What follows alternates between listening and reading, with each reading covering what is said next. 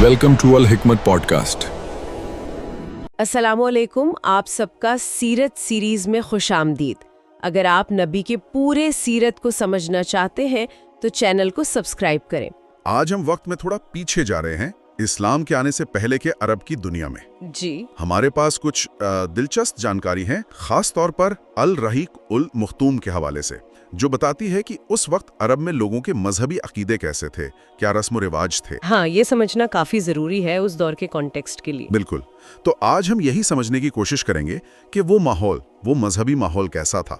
खास तौर पर ये देखेंगे कि अरब में ये मूर्ति पूजा मतलब बुत परस्ती ये शुरू कैसे हुई, और क्या वहाँ सिर्फ यही थी या फिर दूसरे मजहब, दूसरे विश्वास भी मौजूद थे। हाँ, ये जानना दिलचस्प होगा। तो चलिए पता लगाते हैं। देखिए, कहानी का एक अहम मोड़ना एक शख्स से जुड़ा है, अम्र बिन लुहई। कहते हैं कि इस अकेले आदमी ने अरब के मजहबी नक्शे को काफी हद तक बदल दिया था। जी हाँ, अम्र बिन लुहई का नाम इसमें बहुत अहम है। तो ये अम्र बिन लुहई कौन था और उसने ऐसा क्या किया कि इतना बड़ा बदलाव आ गया? देखिए, अम्र बिन लुहैया जो था वो खुजा कबीले का सरदार था, और शुरू में तो वो अपनी नेकी के लिए, दान पुण्य और मजहबी कामों में दिलचस्पी के लिए बहुत मशहूर था। अच्छा। हाँ, लोग उसे बहुत इज्जत देते थे, उससे मोहब्बत करते थे, यहाँ तक कि कुछ लोग तो उसे बड़े आलिमों और वलियों जैसा दर्जा देते थे। यानी शुरुआत तो काफी अच्छी थी एक नेक इंसान के तौर पर।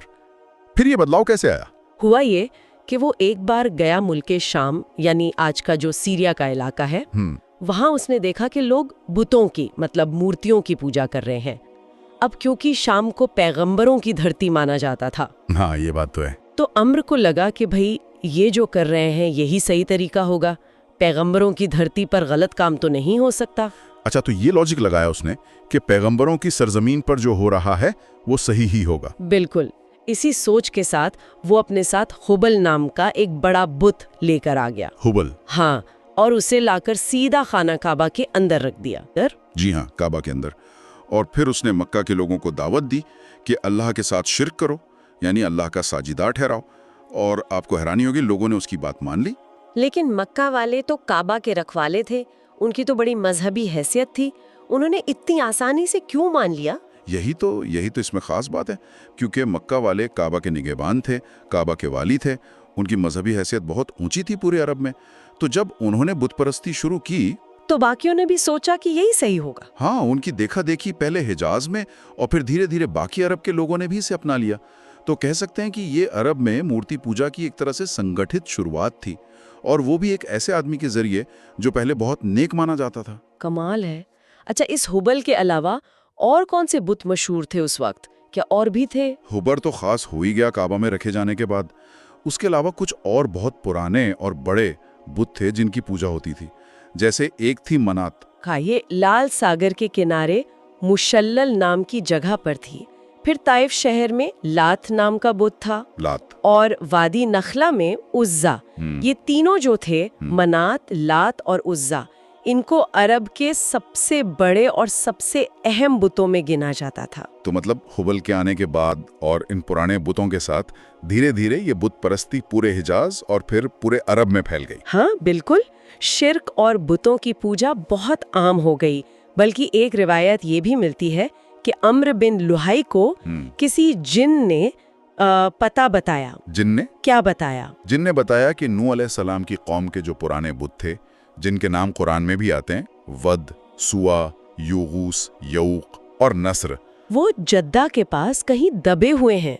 नूह अलैहिस्सलाम की कौम के बुत, वो तो मतलब बहुत ही पुरानी बात हो गई। जी हाँ, बहुत पुरानी। तो अम्र गया और उसने वो बुत खोद कर निकाल लिए। अच्छा। और फिर हज का जब मौका आया तो उसने वो बुत अलग अलग कबीलों में बांट दिए। वो कबीले वाले उन बुतों को अपने अपने इलाकों में ले गए, और इस तरह से तो समझिए कि हर कबीले में और फिर हर घर तक में बुत पहुंच गए। हर घर में? यहाँ तक कि काबा जिसे अल्लाह का घर माना जाता है, वो भी फिर महफूज नहीं रहा इन बुतों से? बिल्कुल भी नहीं। हालत ये थी कि जब मक्का फतह हुआ तो काबा के आसपास उसके इर्द गिर्द 360 बुत रखे हुए थे। 360? जी हाँ, 360, जिन्हें फिर पैगंबर मोहम्मद सल्लल्लाहु अलैहि वसल्लम ने खुद अपनी छड़ी मुबारक से गिराया और फिर हुक्म दिया कि इन सबको मस्जिद हराम से हटाकर जला दिया जाए। तो ये शिर्क और बुत परस्ती ही उस दौर की, मतलब जाहिलियत के दौर की सबसे बड़ी पहचान बन गई, بھلے ہی وہ دعویٰ یہ کرتے رہے کہ ہم تو ابراہیم علیہ السلام کے دین پر ہیں۔ ہاں، دعویٰ ضرور تھا ان کا کہ وہ دین ابراہیمی پر ہے، لیکن حقیقت میں وہ اس کی اصل تعلیم سے، توحید سے کوسوں دور جا چکے تھے۔ شرک اور بت پرستی ہی ان کی مذہبی زندگی کا سب سے بڑا، سب سے نمایاں نشان بن گیا تھا۔ اب ذرا ان خاص طریقوں اور رسموں کی بات کرتے ہیں جو وہ ان بتوں کے لیے کرتے تھے۔ سنا ہی اس میں سے بھی زیادہ تر عمرو بن لوہیہ کی ہی شروع کی ہوئی تھی۔ ہاں، یہ بات صحیح ہے۔ زیادہ تر رسمیں اسی کی ایجاد کی ہوئی تھیں یا اس نے کہیں سے دیکھ کر شروع کروائیں۔ اور دلچسپ بات یہ ہے کہ اس وقت کچھ لوگ انہیں دین ابراہیمی میں بدعت حسنہ سمجھتے تھے۔ بدعت حسنہ مطلب اچھی نہیں چیز؟ ہاں، مطلب وہ سمجھتے تھے کہ یہ دین میں اچھی بڑھوتری ہے، جبکہ اصل میں یہ دین میں ایسی چیزیں جوڑنا تھا جن کا ابراہیمی تعلیم سے کوئی لینا دینا نہیں تھا۔ یہ اصل میں بدعتیں تھیں، یعنی دین میں اپنی طرف سے گھڑی ہوئی چیزیں۔ تو کیا کیا کرتے تھے وہ لوگ ان بتوں کے لیے؟ کیسی رسمیں تھیں؟ دیکھیے، کئی طرح کی رسمیں تھیں۔ پہلی بات تو یہ کہ وہ بتوں کے پاس جا کر بیٹھتے تھے، جسے مجاور بننا کہتے ہیں۔ وہیں ڈیرا ڈال لیتے تھے، ان سے پناہ مانگتے تھے، انہیں اونچی اونچی آواز میں پکارتے تھے، اپنی ضرورتیں پوری کرنے کے لیے، مشکلیں دور کرنے کے لیے ان سے منتیں کرتے، فریادیں کرتے تھے۔ ان کا ماننا یہ تھا کہ یہ بت جو ہیں یہ اللہ سے سفارش کر کے ان کی مرادیں پوری کروا دیں گے۔ یعنی بتوں کو اللہ اور اپنے بیچ کا ایک واسطہ، ایک ذریعہ مانتے تھے، سفارشی مانتے تھے۔ بالکل بالکل، یہی ان کا عقیدہ تھا۔ دوسری بات، وہ ان بتوں کا باقاعدہ حج اور طواف بھی کرتے تھے۔ بتوں کا حج؟ جی، ان کے پاس جاتے تھے، ان کے گرد چکر لگاتے تھے، ان کے سامنے ادب سے جھکتے تھے اور انہیں سجدے بھی کرتے تھے۔ سجدے بھی؟ اور کیا نظریں اور قربانیاں بھی چڑھاتے تھے ان بتوں کے نام پر؟ ہاں، تیسری بات یہی ہے، وہ بتوں کے نام پر نظریں مانتے تھے، منتیں مانگتے تھے اور جانوروں کی قربانیاں بھی دیتے تھے۔ اچھا۔ جانور یا تو بتوں کے لیے جو خاص جگہیں بنی ہوتی تھیں جنہیں آستانے کہتے ہیں، وہاں ذبح کرتے تھے، یا پھر کہیں اور بھی کرتے تھے، مگر نام بتوں کا ہی لیتے تھے ذبح کرتے وقت۔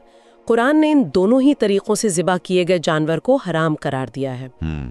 اور کھانے پینے کی چیزوں کا بھی کچھ حصہ نکالتے تھے ان کے لیے؟ جی ہاں، یہ چوتھی رسم تھی۔ وہ اپنی کھیتی کی جو پیداوار ہوتی تھی یا جانوروں سے جو چیزیں ملتی تھیں جیسے دودھ وغیرہ، اس کا ایک حصہ بتوں کے لیے خاص کر دیتے تھے۔ اچھا۔ اور مزے کی بات یہ ہے کہ وہ اللہ کے لیے بھی ایک حصہ رکھتے تھے، پر اگر کبھی ضرورت پڑتی یا کمی ہو جاتی تو اللہ والا حصہ تو بتوں کے نام پر استعمال کر لیتے تھے۔ کیا کہہ رہے ہیں؟ ہاں، لیکن بتوں والا حصہ کبھی اللہ کے نام پر استعمال نہیں کرتے تھے، کہتے تھے بتوں کا حق زیادہ ہے۔ قرآن نے اس بات پر بڑی سخت تنقید کی ہے کہ یہ کیسا برا فیصلہ ہے جو یہ لوگ کرتے ہیں۔ یہ تو واقعی بہت عجیب بات ہے، اللہ کا حصہ بت کو دے دیا پر بت کا حصہ اللہ کو نہیں۔ جی۔ اور جانوروں کے بارے میں بھی کچھ خاص رسمیں تھیں، جیسے کچھ جانوروں کو پاک سمجھ کر چھوڑ دینا یا کچھ خاص مان لینا۔ جی ہاں، یہ پانچویں اور چھٹی بات کہہ سکتے ہیں۔ وہ کچھ جانوروں کو خاص مذہبی وجوہوں سے ایک طرح سے مقدس مان کر چھوڑ دیتے تھے۔ ان کے کچھ نام بھی تھے، جیسے بحیرہ، سائبہ، وسیلہ اور حامی۔ بحیرہ، سائبہ، وسیلہ، حامی، یہ کیا تھے؟ یہ سب الگ الگ شرطوں پر آدھارت تھا۔ مثال کے طور پر سائبہ اس اونٹنی کو کہتے تھے جس کے لگاتار 10 بچے مادہ پیدا ہوئے ہوں، بیچ میں کوئی نر نہ پیدا ہوا ہو۔ 10 مادہ بچے لگاتار؟ ہاں، تو ایسی اونٹنی کو پھر وہ آزاد چھوڑ دیتے تھے، نہ اس پر کوئی سواری کرتا، نہ اس کے بال کاٹتے، اور مہمان کے سوا کوئی اس کا دودھ بھی نہیں پیتا تھا، وہ بس ایسی گھومتی رہتی تھی۔ مطلب ایک طرح سے بتوں کے نام پر اسے ریٹائر کر دیتے تھے؟ ہاں، کچھ ایسا ہی سمجھ لیجئے۔ اسی طرح حامی اس نر اونٹ کو کہتے تھے جس کے ذریعے سے، مطلب جس کی نسل سے لگاتار 10 بچے پیدا ہوئے ہوں۔ اچھا، نر اونٹ؟ جی، تو اس کی پیٹھ کو بھی سواری اور بوجھا لادنے سے محفوظ کر دیتے تھے، اسے صرف نسل بڑھانے کے لیے جھنڈ میں آزاد چھوڑ دیا جاتا تھا۔ وسیلہ بکری سے جڑی ایک رسم تھی جس میں لگاتار 2 مادہ بچے پیدا ہونے کی شرط تھی، اور بحیرہ جو تھی وہ سائبہ اونٹنی کی مادہ بچی کو کہتے تھے، اس کا کان چیر کر اسے بھی ماں کے ساتھ چھوڑ دیتے تھے۔ باپ رے، یہ تو بڑے پیچیدہ نیم بنا رکھے تھے انہوں نے۔ ہاں، اور ان سب جانوروں سے جڑے اور بھی نیم تھے، جیسے کچھ کا گوشت صرف مرد کھا سکتے تھے، عورتیں نہیں کھا سکتی تھیں۔ ہاں، اگر کوئی بچہ مردہ پیدا ہوتا تو اسے سب کھا سکتے تھے۔ تو یہ سب انہوں نے خود ہی کر لیا تھا؟ قرآن نے تو ان رسموں کو نہیں مانا ہے نا؟ بالکل نہیں مانا۔ قرآن میں صاف طور پر آیا ہے کہ اللہ نے ایسی کوئی بحیرہ، سائبہ، وسیلہ یا حامی مقرر نہیں کی ہے۔ یہ سب ان لوگوں کی گڑی ہوئی باتیں ہیں جنہوں نے کفر کیا، وہ اللہ پر جھوٹ باندھتے ہیں اور ان میں سے اکثر عقل سے کام نہیں لیتے۔ ایک اور آیت میں اس بات کا بھی ذکر ہے کہ کیسے انہوں نے کچھ جانوروں کے پیٹ کے بچوں کو مردوں کے لیے خاص اور عورتوں پر حرام کر دیا تھا، سوائے اس صورت کے کہ بچہ مرا ہوا پیدا ہو۔ تو ان سب رسموں کے پیچھے، ان سارے کاموں کے پیچھے ان کا اصل مقصد کیا تھا؟ وہ یہ سب کیوں کر رہے تھے؟ کیا سوچتے تھے اس سے ہوگا کیا؟ ان کا جو بنیادی عقیدہ تھا، جو سوچ تھی، وہ یہی تھی کہ یہ جو بت ہیں یا یہ جو رسمیں ہم کر رہے ہیں، یہ انہیں اللہ کے قریب لے جائیں گی۔ اللہ کے قریب؟ ہاں، یا پھر یہ بت اللہ کے پاس ان کی سفارش کریں گے، ان کی وکالت کریں گے، جیسا کہ قرآن میں ان کے ہی حوالے سے کہا گیا ہے کہ وہ کہتے تھے ہم ان کی عبادت محض اس لیے کر رہے ہیں کہ وہ ہمیں اللہ کے قریب کر دیں، اور یہ بھی کہتے تھے کہ یہ اللہ کے پاس ہمارے سفارشی ہیں۔ اچھا، تو یہ تو ہوئی بت پرستی اور اس سے جڑی رسمیں۔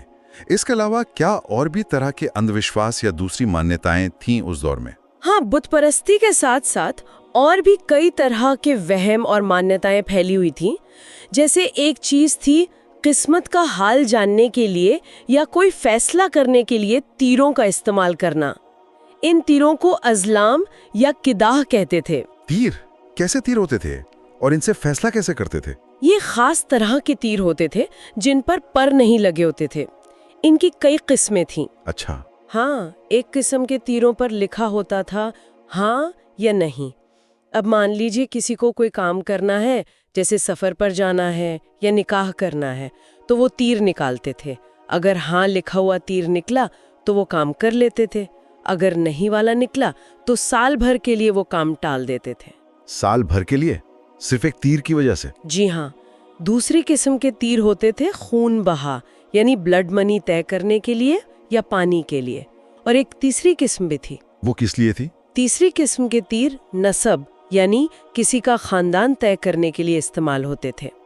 ان تیروں پر لکھا ہوتا تھا تم میں سے ہے، تمہارے علاوہ سے ہے، یا لحق، یعنی ملا ہوا، جڑا ہوا۔ خاندان طے کرنے کے لیے تیر؟ یہ کیسے ہوتا تھا؟ ہوتا یہ تھا کہ اگر کسی شخص کے نسب کے بارے میں، اس کے خاندان کے بارے میں شک ہوتا تھا تو اسے 100 اونٹوں کے ساتھ لے کر ہبل بت کے پاس جاتے تھے، کعبہ میں۔ ہبل کے پاس؟ ہاں، وہاں ایک آدمی ہوتا تھا جو تیر نکالتا تھا۔ اگر تیر نکلا تم میں سے ہے تو اس شخص کو قبیلے کا ہی مان لیا جاتا تھا، اگر نکلا تمہارے غیر سے ہے یا علاوہ سے ہے تو اسے حلیف یعنی باہری یا سہیوگی مانتے تھے، اور اگر لہک کے نکلتا تو اس کی حیثیت بیچ کی رہتی تھی، نہ پورا قبیلے کا نہ باہری۔ یہ تو کافی عجیب طریقہ تھا کسی کا نسب طے کرنے کا۔ تھا تو عجیب ہی۔ اسی سے ملتا جلتا رواج تھا جوا کھیلنے کا، اور جوئے کے تیروں کا استعمال کر کے اونٹ کا گوشت بانٹنے کا، یہ بھی عام تھا۔ اور کیا وہ کاہنوں اور عرافوں پر بھی یقین کرتے تھے؟ یہ کاہن اور عراف کون لوگ ہوتے تھے؟ ہاں، ان پر بھی بہت یقین تھا لوگوں کو۔ کاہن وہ لوگ ہوتے تھے جو بھوشیہ بتانے یا غیب کی باتیں، چھپے راز جاننے کا دعویٰ کرتے تھے۔ اکثر وہ یہ دعویٰ بھی کرتے تھے کہ انہیں جنوں سے مدد ملتی ہے۔ اچھا۔ اور عراف ان لوگوں کو کہتے تھے جو چوری ہوئے مال کا پتہ بتانے یا گمشدہ چیزیں ڈھونڈنے کا دعویٰ کرتے تھے۔ وہ اکثر سوال پوچھنے والے کے ہاؤ بھاؤ، اس کے حالات دیکھ کر اندازہ لگاتے تھے یا کوئی ٹونا ٹوٹکا کرتے تھے۔ جوتشیوں یعنی نجومیوں کا بھی زور تھا اس وقت، ستاروں کی چال وغیرہ۔ ہاں، نجومیوں پر بھی لوگوں کا ایمان تھا۔ وہ مانتے تھے کہ ستاروں کی چال سے آنے والے وقت کے حالات معلوم کیے جا سکتے ہیں۔ نکشتروں پر ایمان رکھنا بھی اسی کا حصہ تھا، جیسے یہ کہنا کہ فلاں نکشتر فلاں تارے کی وجہ سے بارش ہوئی۔ اور شگون اپشگون کا کیا حال تھا؟ یہ تو شاید بہت عام رہا ہوگا۔ بدشگونی، جسے عربی میں تیرا کہتے ہیں، وہ تو بہت ہی زیادہ عام تھی۔ کوئی بھی کام شروع کرنے سے پہلے چڑیا اڑاتے تھے یا ہرن کو بھگاتے تھے۔ اچھا، کیسے؟ اگر وہ جانور یا چڑیا دائیں طرف جاتی تو اسے اچھا شگن مانتے تھے، کام کر لیتے تھے۔ اگر بائیں طرف جاتی تو برا شگن مانتے تھے، کام نہیں کرتے تھے۔ ہاں، اور اگر کوئی جانور راستہ کاٹ جائے تو اسے بھی بہت منحوس سمجھتے تھے۔ اور بھی عجیب وہم تھے شاید اس دور کے، کچھ خاص طرح کے؟ جی ہاں، بہت سارے تھے۔ جیسے نظر وزر یا جادو ٹونے سے بچنے کے لیے گلے میں خرگوش کے ٹخنے کی ہڈی لٹکانا۔ خرگوش کی ہڈی؟ ہاں، یا پھر کچھ خاص دنوں کو یا مہینوں کو، جیسے شونال کا مہینہ شادی کے لیے، یا کچھ جانوروں کو یا کچھ گھروں کو، یہاں تک کہ کچھ عورتوں کو بھی منحوس سمجھنا۔ عورتوں کو بھی؟ جی، بیماریوں کے بارے میں بھی عجیب خیال تھے، جیسے چھوت چھات کا بہت وہم تھا کہ بیماری ایک سے دوسرے کو ضرور لگتی ہے، اور ایک بہت ہی عجیب عقیدہ تھا قتل کے بارے میں۔ کیا تھا وہ یہ مانتے تھے کہ اگر کسی آدمی کا قتل ہو جائے اور اس کا بدلہ نہ لیا جائے تو اس کی روح ایک الو کی شکل میں ویرانے میں بھٹکتی رہتی ہے اور اسکنی اسکنی یعنی مجھے پلاؤ یا پیاز پیاز چلاتی رہتی ہے جب تک کہ اس کے قاتل سے بدلہ نہ لے لیا جائے۔ باپ رے، الو بن کر! یہ تو کلپنا بھی نہیں کی جا سکتی۔ ہاں، ایسے ہی اندھ وشواس تھے۔ تو اتنی ساری بت پرستی، یہ عجیب عجیب رسمیں، اتنے سارے اندھ وشواس، کیا دین ابراہیمی کی کوئی بات، کوئی نشانی بچی ہی نہیں تھی ان میں؟ سب کچھ بھول چکے تھے وہ؟ نہیں، دیکھیے، ایسا بھی نہیں تھا کہ سب کچھ ختم ہو گیا تھا۔ دین ابراہیمی کے کچھ نشان، کچھ رسمیں ابھی بھی باقی تھیں۔ جیسے بیت اللہ یعنی کعبہ کی تعظیم کرنا، اس کا احترام کرنا، اس کا طواف کرنا، حج اور عمرہ کرنا، حج کے دوران عرفات اور مزدلفہ جیسی خاص جگہوں پہ ٹھہرنا، جانوروں کی قربانی کرنا، یہ چیزیں انہوں نے پوری طرح چھوڑی نہیں تھیں۔ یہ ابراہیمی دین کی بچی ہوئی نشانیاں تھیں۔ اچھا، تو کچھ چیزیں تھیں، لیکن شاید ان میں بھی انہوں نے اپنی طرف سے کچھ ملاوٹ کر دی تھی۔ بالکل، ان بچی ہوئی رسموں میں بھی انہوں نے اپنی طرف سے بہت سی نئی چیزیں یعنی بدعتیں شامل کر دی تھیں، ان کو اپنے حساب سے بدل لیا تھا۔ خاص طور پر مکہ کے جو قریش قبیلے کے لوگ تھے، سنا ہے انہوں نے کچھ زیادہ ہی نئی چیزیں گڑھ لی تھیں اس میں، ہے نا، اپنی اہمیت دکھانے کے لیے۔ ہاں، قریش نے تو باقیوں سے بڑھ کر اس میں اضافے کیے تھے۔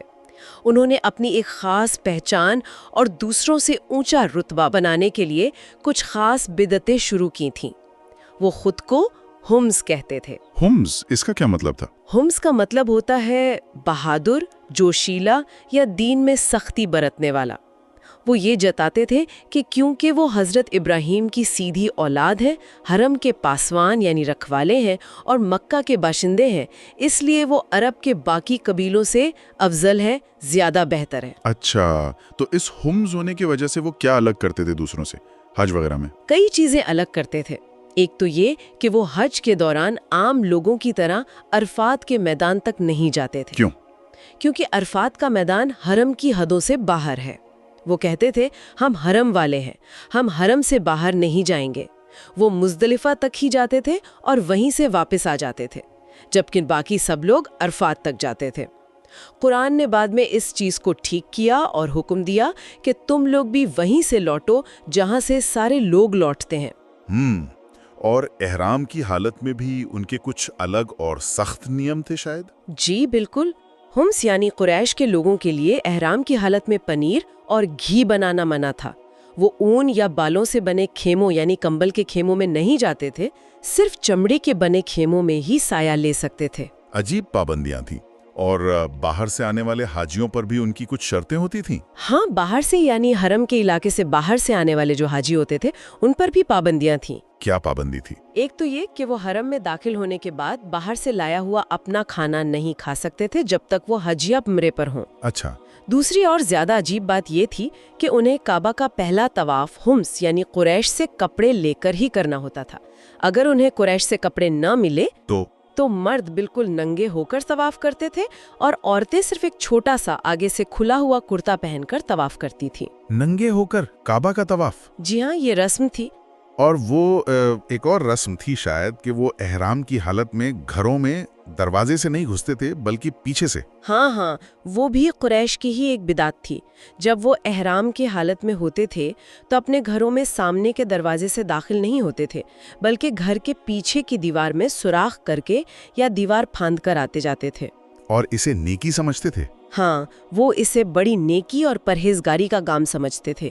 قرآن نے اس رسم سے بھی منع کیا اور کہا کہ نیکی دروازوں سے آنے میں ہے۔ تو ایک طرف تو یہ بگڑی ہوئی بت پرستی تھی جس میں شرک عام تھا، دوسری طرف دین ابراہیمی کے کچھ بچے کھچے نشان تھے، لیکن ان میں بھی بہت سی بدعتیں اور ملاوٹیں کر دی گئی تھی، خاص کر قریش کی طرف سے۔ جی۔ کیا عرب میں ان مشرکین کے علاوہ اور بھی مذہب ماننے والے لوگ تھے اس وقت؟ ہاں، بت پرستی بے شک سب سے زیادہ پھیلی ہوئی تھی، لیکن جزیرہ عرب میں یہودی، عیسائی، مجوسی یعنی پارسی مذہب کے ماننے والے بھی موجود تھے اور کچھ حد تک سابی مذہب کے لوگ بھی تھے۔ اچھا، تو یہودی عرب میں کیسے اور کب پہنچے؟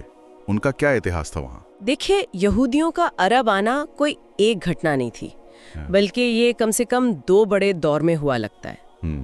پہلا دور تو بہت پرانا ہے، جب پرانے زمانے میں بابل اور آشور کی طاقتوں نے فلسطین پر حملے کیے اور یہودیوں کو وہاں سے نکالا، تو اس وقت بہت سی یہودی بھاگ کر یا مہاجر بن کر عرب کے علاقوں میں آ گئے۔ اچھا، یعنی عیسیٰ علیہ السلام سے بھی پہلے؟ جی ہاں، کافی پہلے۔ دوسرا بڑا دور آیا 70 عیسوی کے آس پاس، جب رومیوں نے فلسطین پر پوری طرح قبضہ کر لیا اور یروشلم کو تباہ کیا۔ اس وقت بھی یہودیوں پر بہت سختی ہوئی اور بہت سے یہودی قبیلے بھاگ کر حجاز یعنی اتری عرب کے علاقوں میں آ گئے۔ کہاں بسے یہ لوگ آ کر؟ یہ لوگ خاص طور پر یثرب، جو بعد میں مدینہ کہلایا، خیبر، تیمہ اور وادی القرا جیسی جگہوں پر آ کر بس گئے۔ یہاں انہوں نے اپنی بستیاں بسائیں، کھیتی باڑی شروع کی اور اپنی حفاظت کے لیے مضبوط قلعے بھی بنا لیے۔ مدینہ کے یہودی قبیلوں کا ذکر تو آتا ہے سیرت میں؟ جی ہاں، مدینہ کے مشہور یہودی قبیلے تھے بنو نذیر، بنو قریظہ اور بنو کینوکا۔ خیبر میں بھی یہودیوں کی بڑی آبادی اور مضبوط قلعے تھے۔ اور یہودیت صرف حجاز میں تھی یا اور جگہ بھی پھیلی؟ یمن کا بھی کچھ ذکر آتا ہے۔ ہاں، یمن میں بھی یہودیت پہنچی اور وہاں اس کا ایک اہم واقعہ بھی پیش آیا۔ کہتے ہیں یمن کا ایک بادشاہ تھا طبان اسد ابو کریب، وہ کسی وجہ سے یثرب یعنی مدینہ آیا اور یہاں وہ یہودی عالموں سے متاثر ہو کر یہودی بن گیا۔ یمن کا بادشاہ یہودی بن گیا؟ جی، اور وہ اپنے ساتھ 2 بڑے یہودی عالموں کو یمن لے گیا۔ اس طرح یمن میں یہودیت پھیلی۔ بعد میں اسی کے خاندان میں ایک بادشاہ ہوا یوسف ذو نواس، یہ بڑا کٹر یہودی تھا۔ ذو نواس، اس نے کیا کیا؟ اس نے یمن کے نجران شہر میں جو عیسائی رہتے تھے ان پر بہت ظلم کیا۔ اس نے انہیں مجبور کیا کہ وہ یہودی بن جائیں۔ جب عیسائیوں نے انکار کر دیا تو اس نے بہت بڑی کھائی کھدوائی، اس میں آگ جلائی اور ہزاروں کی تعداد میں عیسائی مرد، عورتیں اور بچوں کو زندہ اس آگ کی کھائی میں پھینک دیا۔ یا اللہ، زندہ جلا دیا؟ جی ہاں، یہ قریب 523 عیسوی کا واقعہ بتایا جاتا ہے، بہت ہی بھیانک۔ کہتے ہیں قرآن کی سورہ بروج میں جو اصحاب الاخدود یعنی کھائی والوں کا ذکر ہے وہ اسی واقعے کی طرف اشارہ ہے۔ اندازہ ہے کہ 20,000 سے 40,000 لوگ اس حادثے میں مارے گئے تھے۔ یہ تو دل دہلا دینے والا واقعہ ہے، اللہ رحم کریں۔ آمین۔ اچھا، اب عیسائی مذہب کی بات کریں، وہ عرب میں کیسے پھیلا؟ کیا اس کا بھی کوئی خاص بیک گراؤنڈ ہے؟ ہاں، عیسائی مذہب عرب میں خاص طور پر 2 باہری طاقتوں کے اثر سے آیا، ایک حبشی یعنی ایتھیوپیا اور دوسرے رومی یعنی بیزنطینی رومن سامراجیہ۔ حبشیوں کا کیا رول تھا؟ دیکھیے، یمن پر حبشیوں ایتھیوپیائی عیسائیوں کا قبضہ رہا تھا۔ پہلی بار شاید 340 عیسوی کے آس پاس، اسی دوران وہاں عیسائی مشنریز نے کام شروع کیا۔ خاص طور پر نجران شہر میں ایک زاہد مطلب نیک اور دنیا سے کٹے ہوئے انسان تھے فنیمیون، ان کے ذریعے عیسائیت کو بہت فروغ ملا۔ اور ابرہہ کا واقعہ جس نے کعبہ پر حملہ کرنے کی کوشش کی تھی، وہ بھی تو عیسائی تھا؟ ہاں، وہ ذو نواس والے واقعے کے بعد کا دور ہے۔ جب ذو نواس نے عیسائیوں پر ظلم کیا تو اس کی شکایت بازنطینی بادشاہ تک پہنچی۔ اس کے کہنے پر حبشیہ یعنی ایتھیوپیا کے بادشاہ نے یمن پر حملہ کیا، ذو نواس مارا گیا اور یمن پر پھر سے حبشیوں کا قبضہ ہو گیا۔ اسی قبضے کے دوران ابرہہ الاشرم یمن کا گورنر یا وائسرائے بنا۔ اچھا، یہ وہ ابرہہ ہے؟ جی، ابرہہ با کٹر عیسائی تھا اور اس نے یمن میں بڑے جوش و خروش سے عیسائیت پھیلانے کی کوشش کی۔ اس نے یمن کی راجدھانی صنعا میں ایک بہت ہی شاندار اور عالیشان چرچ بنوایا جسے القلیس یا کعبہ یمن کہا جاتا تھا۔ اس نے کعبہ نام کیوں رکھا؟ اس کی نیت یہ تھی کہ عرب لوگ مکہ کے بجائے حج کرنے کے لیے اس کے بنائے ہوئے اس چرچ میں آیا کریں۔ وہ عربوں کا مذہبی مرکز مکہ سے ہٹا کر یمن لانا چاہتا تھا اور اسی ارادے سے اس نے مکہ پر چڑھائی کی تھی تاکہ اصل کعبے کو گرا دے۔ لیکن وہ ناکام رہا۔ ہاں، اللہ نے اس کے اس ارادے کو پورا نہیں ہونے دیا اور اسے اور اس کی فوج کو راستے میں ہی تباہ کر دیا، جس کا ذکر قرآن کی سورہ فیل میں ہے، ہاتھی والوں کا واقعہ۔ سمجھ گیا، تو یہ تو حبشیوں کا اثر تھا۔ رومن سامراجیہ کی وجہ سے عیسائیت کیسے پھیلی؟ رومن سامراجیہ کے جو قریبی علاقے تھے جیسے شام، سیریا اور فلسطین، وہاں عیسائیت سرکاری مذہب کی طرح تھی۔ تو ان علاقوں سے جو عرب قبیلے قریب تھے یا تعلق رکھتے تھے، ان میں عیسائیت پھیل گئی۔ کون سے قبیلے تھے؟ جیسے غسان قبیلہ جو شام کے بارڈر پر حکومت کرتا تھا، وہ عیسائی ہو گیا تھا۔ اسی طرح بنو تغلب، بنو تئی جیسے کچھ بڑے اور اہم عرب قبیلے جو عراق اور اتری عرب میں آباد تھے، انہوں نے بھی عیسائیت قبول کر لی تھی۔ عراق کے پاس ہیرا ایک اہم عرب ریاست تھی، اس کے بھی کچھ بادشاہوں نے عیسائی مذہب اپنا لیا تھا۔ تو مطلب یہودی اور عیسائی دونوں ہی مذہب عرب میں موجود تھے، خاص کر کناروں کے علاقوں میں۔ جی ہاں، حجاز میں یہودی زیادہ تھے، جبکہ یمن اور اتری سرحدی علاقوں میں عیسائیوں کا اثر تھا۔ ان دونوں کے علاوہ آپ نے مجوسی اور سابی مذہب کا بھی ذکر کیا تھا، ان کا کیا حال تھا؟ مجوسی یعنی پارسی دھرم جو آگ کی پوجا کرتے ہیں اور جن کا مرکز ایران، فارس تھا۔ تو یہ مذہب زیادہ تر ان عرب علاقوں میں پھیلا جو ایران کے پڑوس میں تھے، جیسے عراق، بحرین، حجر جو آج پوروی سعودی عرب کا حصہ ہے، وغیرہ۔ اور جب کچھ عرصے کے لیے یمن پر بھی ایرانیوں کا قبضہ رہا تو اس دوران بھی یمن کے کچھ لوگوں نے مجوسی مذہب اپنا لیا تھا۔ اور سابی مذہب یہ کیا تھا؟ سابی مذہب ایک بہت ہی پرانا مذہب ہے۔ کچھ لوگوں کا خیال ہے کہ یہ شاید حضرت ابراہیم علیہ السلام کی قوم کا یا ان سے پہلے کا مذہب تھا، جو ستاروں وغیرہ کی پوجا کرتے تھے۔ جب یہودیت اور عیسائیت جیسے مذہب آئے تو یہ بہت کمزور ہو گیا، لیکن اسلام کے آنے کے وقت بھی عراق اور عرب کی خاڑی کے کناروں پر اس کے کچھ ماننے والے باقی تھے۔ تو کل ملا کر جب اسلام کا آغاز ہوا اس وقت عرب کا مذہبی نقشہ کافی ملا جلا تھا، لیکن شاید کوئی بھی مذہب اپنی اصل شکل میں مضبوط نہیں تھا۔ ہاں، آپ بالکل صحیح کہہ رہے ہیں۔ جب اسلام کا سورج نکلا تو عرب میں یہ سارے مذہب موجود تو تھے، لیکن سب کے سب اندرونی طور پر ٹوٹ پھوٹ اور بگاڑ کا شکار ہو چکے تھے۔ کیسے؟ مطلب مشرکین کا تو ہم نے دیکھا کہ وہ شرک اور بدعتوں میں ڈوبے ہوئے تھے۔ ہاں، مشرکین جو خود کو دین ابراہیمی پر ہونے کا دعویٰ کرتے تھے، وہ اس کے اصل تعلیم یعنی توحید، اللہ کو ایک ماننا سے کوسوں دور جا چکے تھے۔ ان میں بت پرستوں والی ہی رسمیں اور خرافات یعنی اندھ وشواس پوری طرح سما گئے تھے۔ اور یہودی اور عیسائی مذہب، ان کا کیا حال تھا اس وقت عرب میں؟ یہودی مذہب بھی عرب میں آ کر اپنی اصل روح کھو چکا تھا۔ وہ محض ایک دکھاوا، رسموں اور دنیاوی رسوخ اور سرداری حاصل کرنے کا کھیل بن کر رہ گیا تھا۔ ان کے جو پیشوا تھے، جو ربی اور عالم تھے، وہ اللہ کے بجائے خود ہی ایک طرح سے رب بن بیٹھے تھے۔ ان کا سارا دھیان مال دولت جمع کرنے اور اپنی سیاسی طاقت بڑھانے پر لگا رہتا تھا۔ اور عیسائیت؟ عیسائیت بھی ایک ایسی بت پرستی میں بدل چکی تھی جسے سمجھنا بھی مشکل تھا۔ اس میں اللہ اور انسان کے تصور کو بڑے عجیب اور پیچیدہ طریقے سے ملا دیا گیا تھا، اور جن عربوں نے عیسائیت اپنائی بھی تھی ان پر بھی اس مذہب کا کوئی گہرا روحانی اثر نظر نہیں آتا تھا۔ ان کے عقیدے اور رسمیں بھی بہت حد تک مشرکین جیسی ہی تھیں۔ تو ان سب باتوں کا نچوڑ کیا نکلتا ہے؟ اگر ہم آج کی پوری بات چیت کو سمیٹیں، ہم نے دیکھا کہ کیسے ایک شخص عمر بن لوہیا کے اثر سے بت پرستی پھیلی، پھر کیسے عجیب عجیب رسمیں اور اندوشواس شروع ہوئے۔ جی، پھر ہم نے دیکھا کہ ابراہیمی دین کے کچھ نشان تو باقی تھے، پر ان میں بہت سی ملاوٹیں اور بدعتیں شامل ہو گئی تھیں، خاص کر قریش کی طرف سے۔ ہاں، اور ساتھ ہی یہودی اور عیسائی مذہب بھی عرب میں موجود تھے، لیکن وہ بھی اپنی اصل شکل کھو چکے تھے اور ان میں بھی بگاڑا گیا تھا۔ بالکل، اور یہ سمجھنا بہت دلچسپ ہے کہ کیسے ابراہیمی تعلیم کی یہ جو دھندلی سی یادیں تھیں اور جو گہری جڑیں جما چکی بت پرستی تھی اور جو دوسرے مذہبوں کے بگڑے ہوئے روپ تھے، ان سب نے مل کر اس سماج کو بنایا، اس ماحول کو تیار کیا جس میں پھر اسلام کا ادے ہوا۔ ہاں، یہ حالات دیکھ کر اندازہ ہوتا ہے کہ اسلام نے اس وقت کے ماحول میں کتنا بڑا، کتنا انقلابی بدلاؤ پیش کیا ہوگا۔ توحید کا سیدھا اور صاف پیغام۔ یقیناً یہ صرف الگ الگ مذہبوں کا ایک مجموعہ نہیں تھا، بلکہ یہ آستھاؤں، رسموں، اندھ وشواسوں اور سماجک تانے بانے کا ایک بہت ہی پیچیدہ جال تھا۔ اور یہ سوچنا بھی اہم ہے کہ کیسے یہ الگ الگ دھارمک وچار اور رسمیں صرف پوجا پاٹ تک محدود نہیں رہیں، بلکہ انہوں نے اس دور کی پوری عربی تہذیب پر، لوگوں کی سوچ پر، ان کے آپسی رشتوں پر، ان کی سیاست پر، ہر چیز پر کیسا اثر ڈالا ہوگا۔